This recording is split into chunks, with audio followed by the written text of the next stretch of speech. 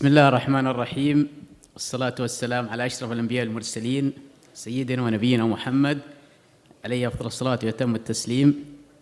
الأخوة الحضور الكرام، السلام عليكم ورحمة الله وبركاته.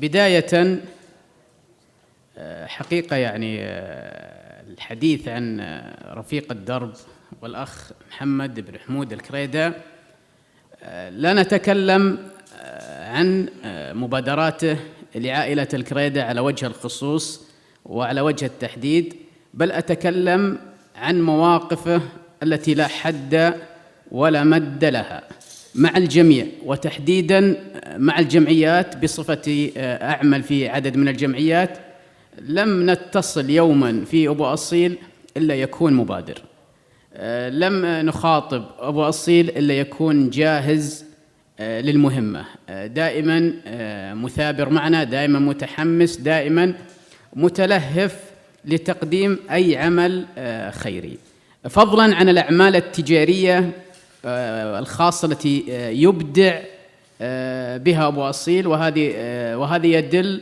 على أن هذا الرجل ما شاء الله تبارك الله جمع الكثير من الصفات في الجانب الاقتصادي، في الجانب الإنساني، وأيضاً في الجانب العائلي. لم ينسى هذا الأمر الهام جداً. كل كلمات المدح لا تفي هذا الصديق. دائماً يكون بيني وبين أبو أصيل مراسلات، ودائماً حقيقة ما أفخر بنجاحات أبو أصيل في الشرقية، في الغربية، حتى في خارج المملكة. ويمكن أيضاً أنا من الناس اللي دائماً أعلن مثل هذا الفخر في حساباتي في التواصل الاجتماعي. أبو أصيل ليس محمد حمود الكريدة، بل هو محمد الجميع أمانة، لأنه يقف مع الجميع ومتعاون مع الجميع. مهما قلنا من كلمات ومن عبارات لا يمكن أن تعبر ما نحمله من مشاعر تجاه أخينا أبو أصيل. المفارقة حقيقة الغريبة في هذا الحفل أن أبو أصيل اليوم جالس. بالعادة إحنا نشوفه ما شاء الله واقف ويتحرك ويغطي،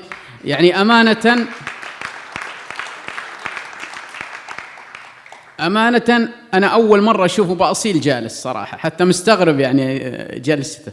توافقني أبو صالح ولا لا؟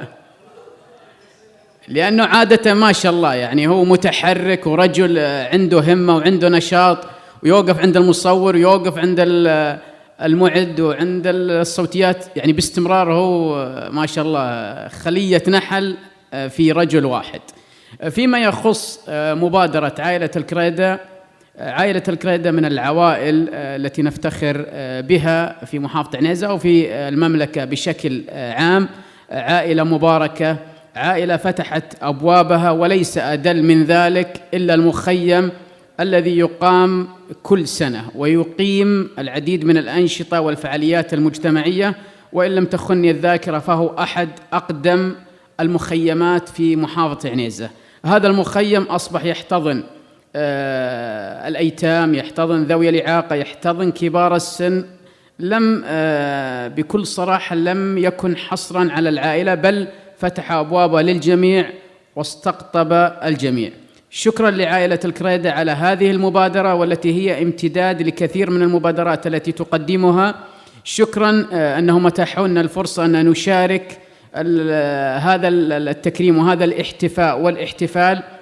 الاحتفاء ليس باسم العائلة، لكن أعتقد في قرارة نفسي ومؤمن بهذا الرأي بأنه احتفاء باسم الجميع، باسم من يحب الشخص محمد بن حمود الكريدة. أجزل الشكر لحضوركم أنتم إخواني الكرام، لم تحضرون إلا من محبة وتقدير. أدرك تماماً أن الجميع لديه مشاغل ولديه ارتباطات، لكن حينما يتكبد العناء ويحضر فإنما هذا عربون محبة وتقدير لهذا الرجل. أسأل الله سبحانه وتعالى أن يبارك لك أبو أصيل، وأسأله أن يبارك للجميع، ونلتقي بإذن الله في احتفالات قادمة. وشكرا للجميع.